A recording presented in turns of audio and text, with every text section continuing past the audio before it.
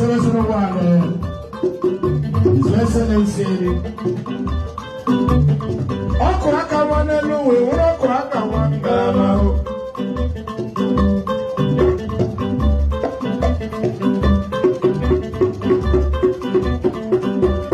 The National President of the Basement International Club is coming in now. The 001 of the Basement International Club. Living here.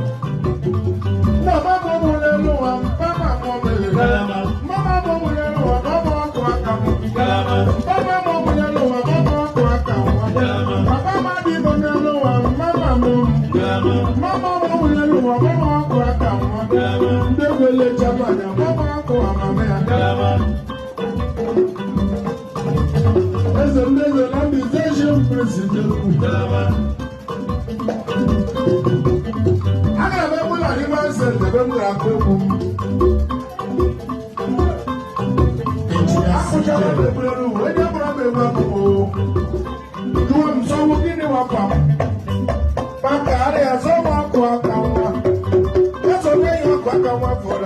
The mega times himself.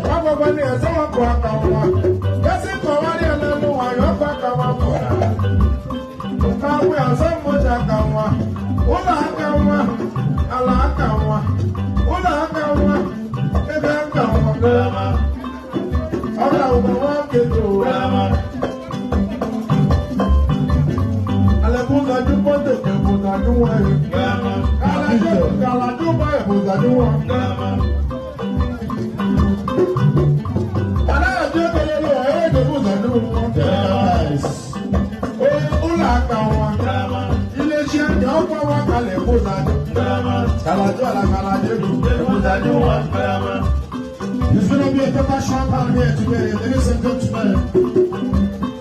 We are from car park to here, all the way Basement Club, and the crowd is too much. The crowd is too much. I've been saying these things, but to never any that's the problem we have in this community. Allow the visitors.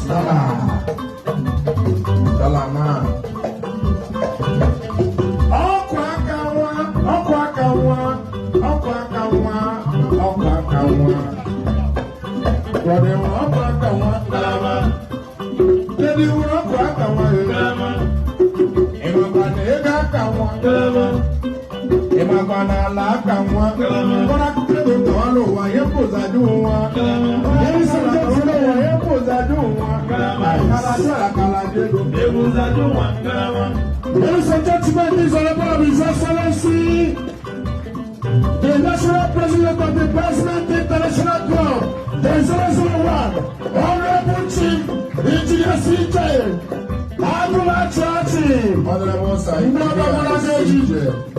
His Honorable His Intellectual Bahram. I can see the CEO Rich Electrical Limited, the barrister himself. I can see the people. I can see the CEO Megatimes himself.